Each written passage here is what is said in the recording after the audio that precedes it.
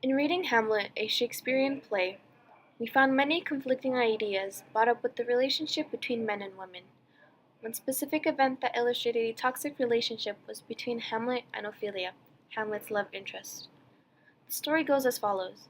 My lord, as I was sewing in my closet, Lord Hamlet, with his doublet all embraced, no hat upon his head, with his stocking foul, pale as his shirt and his knees knocking each other, with a look so piteous in purport as if he'd been loosed out of hell. To speak of horrors, he comes before me and took my wrist and held me hard. This raised some questions in our class about what consent is. So, what is consent? Consent happens through communication. It is a mutual permission to allow sexual contact. Consent is respectful, sexy, positive, fair. It is an affirmative yes. It is not solely physical cues, it is also verbal cues. In society, we are taught that consent is not valued as much, or nothing other than yes or no. Women are taught to protect themselves and not violate anyone's boundaries, while men are taught to be dominant. What is not consent? My clothes are not consent. My reputation is not consent. Flirting is not consent.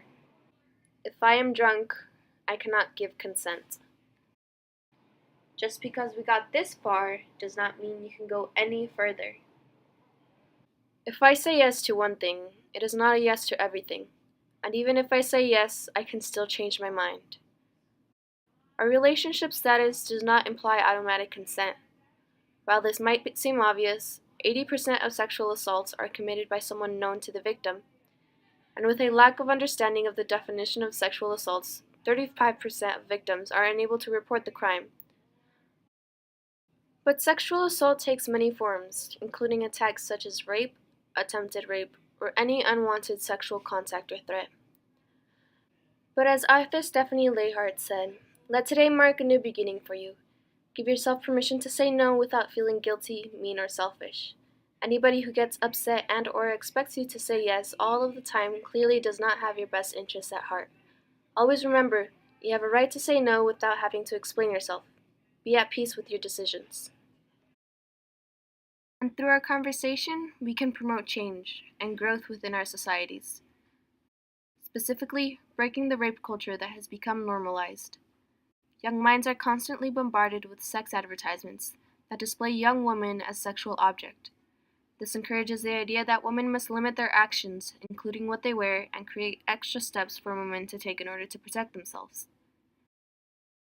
But in talking about consent with children from a young age, we can create the trusted environment to talk about sex and discourage the silence that has been fostered. This will support victims to feel comfortable coming forward, feel assured that they will be believed, safe, and not blamed.